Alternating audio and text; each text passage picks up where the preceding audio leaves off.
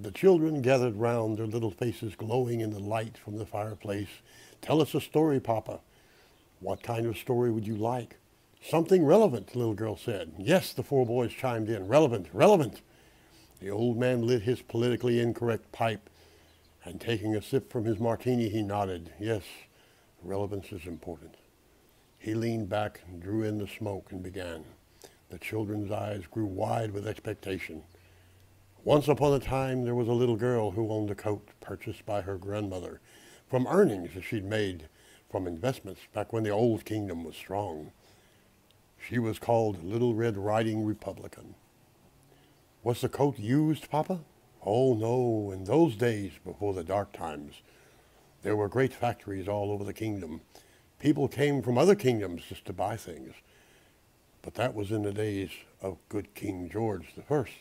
King George was following an edict pronounced by Regan the Great that made it appear that the kingdom would flourish. But, as you know, he was deposed by Bill the Adulterer, who seized the castle with his queen, the evil Hillary of Arkansas.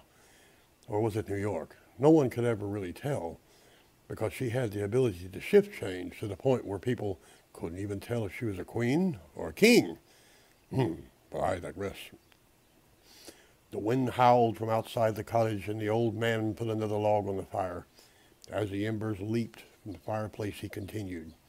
"Subsequently, Little Red Riding Republican grew up in a time of war, for after a season, and a half a season of the Adulterer, the son of King George the First regained the castle, and the people rejoiced. They said, 'The factories will now return, grain will fill the silos, and we will have more gold, for good King George the Second will give back to the people that which the Adulterer has taken.'"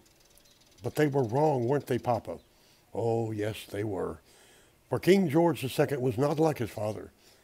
While he was away at jousts, an evil prince conjured up his knights and told them to ride on the backs of dragons and destroy the two towers wherein the wealth of the kingdom was being kept, for he believed that this would crumble the kingdom.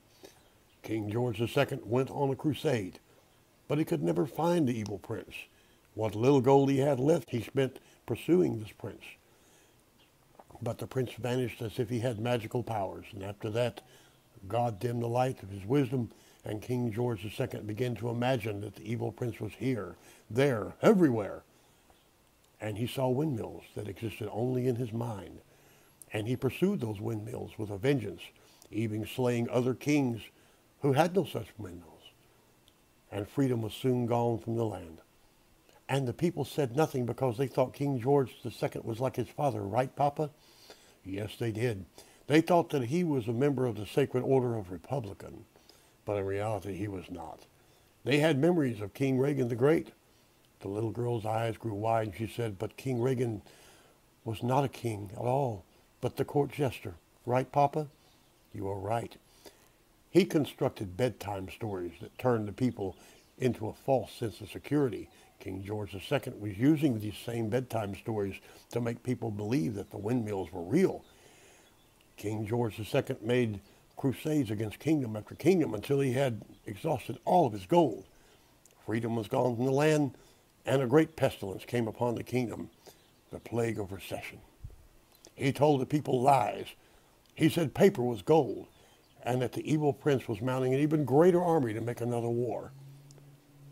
"Where did King George go, Papa?" "Well, that's where Little Red Riding Republican comes in. She had been raised in the wisdom handed down from generation to generation. She had eyes of blue and flaxen hair that fell down around her shoulders. She would take long walks in the country, and one day, during one of these walks, she came lost, and a figure appeared out of thin air. It was the Black Knight. And no one knew where he came from. Isn't that right, Papa?" "Yes, he claimed to be a great prince, but he did not have the royal seal. Indeed, he had conjured one up that was a lie. But the people believed him, and they did not want to be cursed with political incorrectness lest they be called racist for even mentioning that the Black Knight's inability to lead was there. He asked her where she was going, and she told him that she was going nowhere, for she had lost her direction. He told her that he, the Black Knight, would show her the way out of the woods by using a magic incantation that he called Hope and Change. Little Red Riding Republican did not totally believe the Black Knight, But he smiled upon her and she became vexed. But he was a member of a dark and secret order, the Order of the Liberal Democrat, symbolized by a talking jackass. They lie and they steal and they vex people increasingly.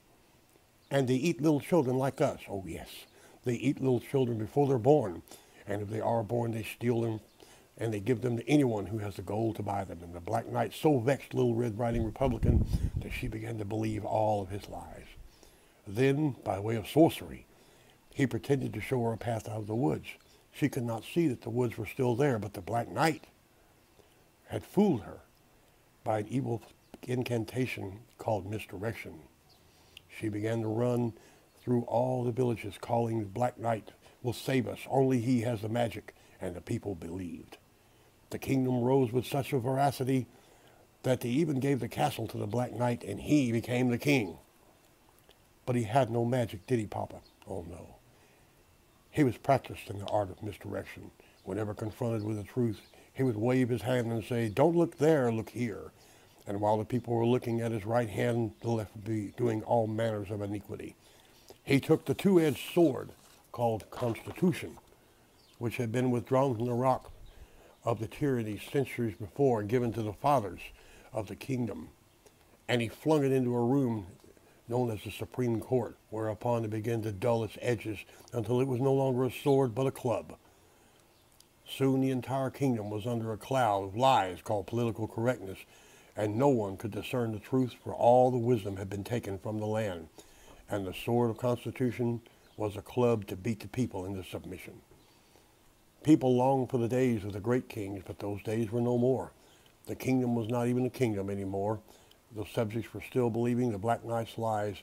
Other kings did not, and they did not fear the Black Knight's armies, nor respect his paper gold anymore. Soon the kingdom was overrun with bandits, known as immigrants. But Papa, whatever became of the Little Red Riding Republican? Oh, that's where the story changes. She regained her wisdom by listening to a very wise prince, Lord Donald of the Tower of Trump. And she began to read and understand, and scales fell from her eyes, and she saw clearly all the lies and all the sorcery the Black Knight had wrought upon the kingdom. Lord Donald swore to make the kingdom great again, and behold, a new kingdom sprang from the earth, and the Black Knight gnashed his teeth, tore his robe, and his paper gold became as ashes in his mouth. The kingdom was saved, and the people said, "We shall find and sharpen the sword Constitution and use it on the heads of the rulers of the Supreme Court. And the sword will protect us again." And so it came to pass that Prince Donald became the king and placed the sword in the center of the palace known as the White House. He instructed the people to keep the sword sharp, for if it ever loses its edge, evil will again befall the land. The old man finished his martini and said, "Now, children, you must go to bed tomorrow. You must be ready for school, and people have jobs to do."